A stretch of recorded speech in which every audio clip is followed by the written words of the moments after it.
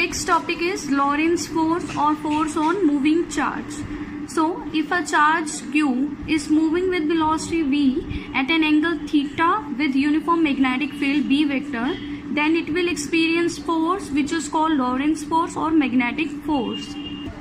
So in short, अगर कोई charge particle move कर रहा है मैग्नेटिक फील्ड में किसी भी आर्बिट्ररी एंगल पे, तो वो फोर्स एक्सपीरियंस करेगा, ठीक है, और उस फोर्स को हम बोलते हैं मैग्नेटिक फोर्स.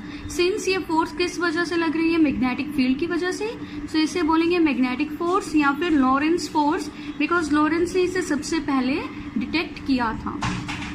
और इसे फोर्स ऑन मूविंग चार्ज ही क्यों बोलते हैं, ये भी हम डिस्कस करेंगे स्पेशल केसेस में.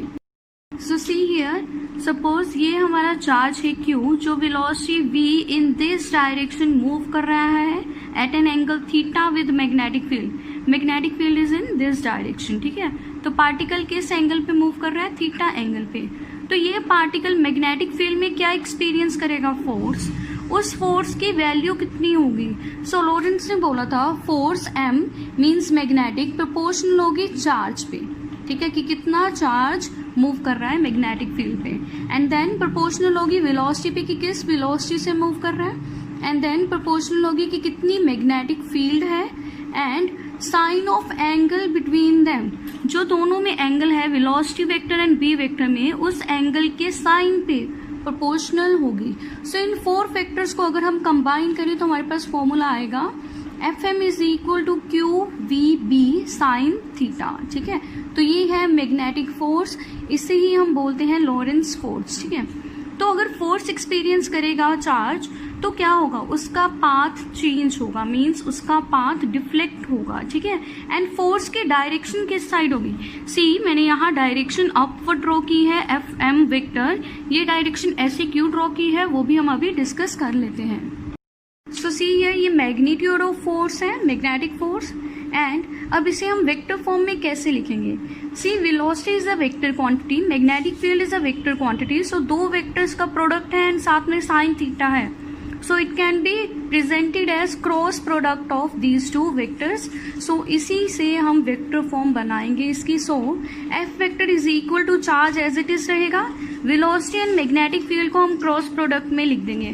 तो अगर हम इसे ओपन करें तो यही फॉर्म आएगी. सो ये है इसकी vector form, F vector is equal to Q into V vector cross B vector, ठीक है.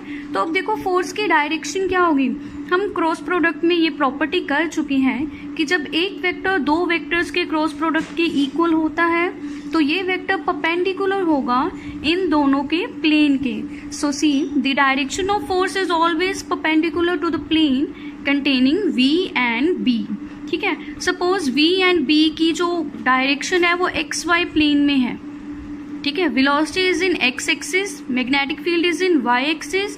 तो हमें पता है फोर्स क्या होगी इसके परपेंडिकुलर. सो हम क्या बोलेंगे, मैग्नेटिक फील्ड z एक्सिस की तरफ होगी. सो सी हियर, इसी रीजन की वजह से मैंने फोर्स की डायरेक्शन इस साइड बनाई है. सो सी वेलोसिटी दिस साइड है, ये एक्सिस कौन सा होता है, z axis. Magnetic field this side है, ये एक्सिस कौन सा होता है, x axis. Means velocity and magnetic field का प्लेन कौन सा है, x एंड z.